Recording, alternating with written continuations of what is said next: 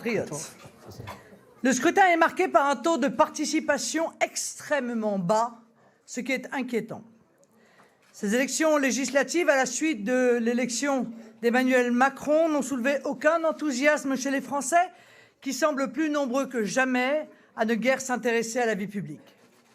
Cette abstention catastrophique doit poser la question du mode de scrutin, qui écarte des millions de nos compatriotes des urnes d'abord et d'une représentation digne de ce nom.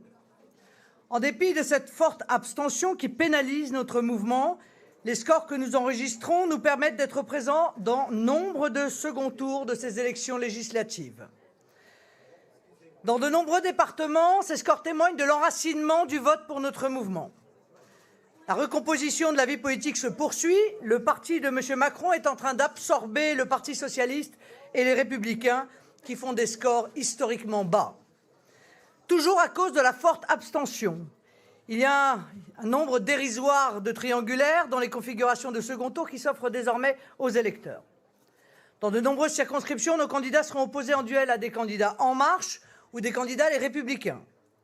Les différents appels à faire battre le Front National ont été lancés dès avant le premier tour dans les deux camps. Et d'évidence, les deux partis se soutiennent pour ce second tour des élections législatives. Cette alliance électorale entre les deux partis n'étonne guère. On se souvient du soutien de LR à Emmanuel Macron lors du second tour de la présidentielle.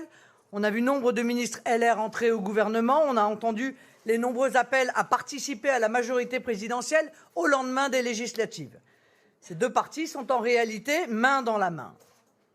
Les électeurs patriotes doivent donc, dans les circonscriptions où nous sommes présents pour ce second tour, massivement se rendre aux urnes dimanche. Une forte mobilisation doit pouvoir nous apporter la victoire dans plusieurs circonscriptions. Et ces victoires sont essentielles. Il faut en effet à l'Assemblée de véritables députés d'opposition à la politique catastrophique que nous prépare Emmanuel Macron. Il s'apprête en effet à se livrer à un véritable saccage du droit du travail qui va jeter des millions de salariés dans la précarité sans rien apporter aux entreprises. Il va se soumettre à la politique d'austérité encore renforcée, réclamée par Mme Merkel. À cette dernière, il a répété sa soumission concernant l'accueil en France de migrants. C'est donc une immigration massive qui va continuer dans notre pays. Quant à la lutte contre le terrorisme, elle se limite à des lois liberticides qui ne règlent en rien les problèmes à la base de cette situation. Nos députés proposeront des solutions radicalement différentes, tournées vers des objectifs essentiels: croissance, emploi, pouvoir d'achat, défense et sécurité et défense de notre identité nationale. En somme, il faut, dans le cadre de cette recomposition en cours de la vie politique, envoyer des députés qui seront autant de patriotes prêts à s'opposer à la politique mondialiste de M. Macron et à porter les valeurs qui sont les nôtres, à commencer par l'amour de la patrie et la défense des intérêts des Français. Il reste une semaine pour mobiliser les électeurs. Le taux d'abstention très élevé de ce premier tour montre que nous avons des réserves de voix considérables. J'en appelle donc à tous les patriotes pour qu'ils aillent aux urnes dimanche prochain et permettent de porter un maximum de nos candidats à l'Assemblée nationale. Quant à mon résultat personnel sur la 11e circonscription du Pas-de-Calais, j'arrive largement en tête avec près de 45% des voix.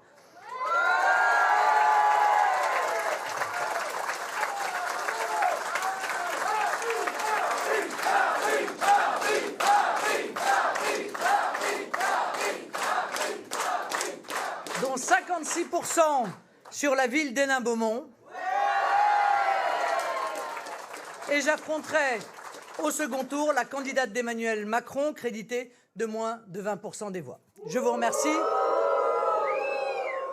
remercie. J'en termine en rappelant qu'il est fondamental de se déplacer dimanche prochain pour aller défendre nos idées, pour aller défendre nos valeurs. Vive la République, vive la France.